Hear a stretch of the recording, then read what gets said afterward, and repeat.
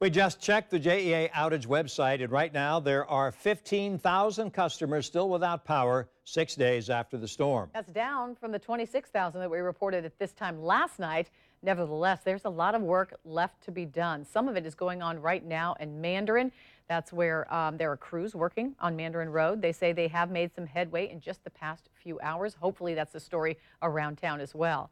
You can see on the live JEA outage map right now, there are plenty of areas that do remain powerless. Each of these markers that you see right here represent an outage that crews still have to get to.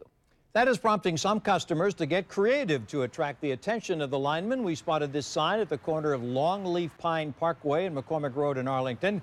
We'll trade power for beer, which we think really means trading beer for power. We begin our coverage of the aftermath of Matthew with Channel 4's Francesca Amaker. She's joining us live from Mandarin, where the lights have come back on for some just a little while ago. Francesca?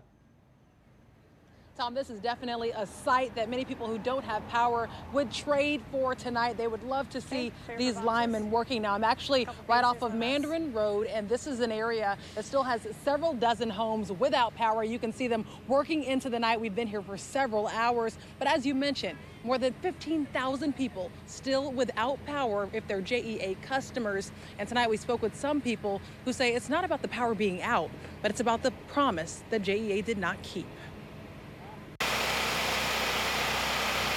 The rumming sound of generators is all you hear in this Plantation Island neighborhood after Hurricane Matthew caused power outages to 17 of the 25 homes. It went out like Friday around 10:30 a.m. and then it hasn't been on since.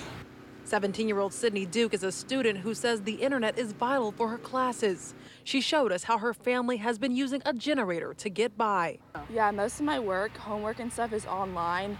So I haven't been able to get that completed at home. So I've had to go to a friend's house or do it at school or bring my computer to school so I could get that done. For 5 nights, her mom and dad have slept on the couch.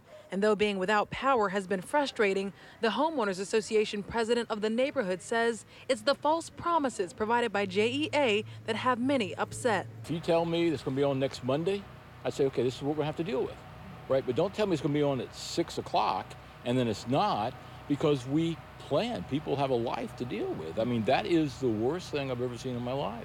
We went to JEA headquarters and had them plug in Sydney Duke's address. They explained that every home is on a ticket that can consist of a few homes to thousands of homes. They told me crews are working on the neighborhood's ticket, but with any outage, crews must carefully identify the issue, and that could be miles away. Right now, JEA is working into the night as 1,500 employees work on the remaining outages. Though the company has not given any more promised restoration estimates, residents hope the company is more prepared next time.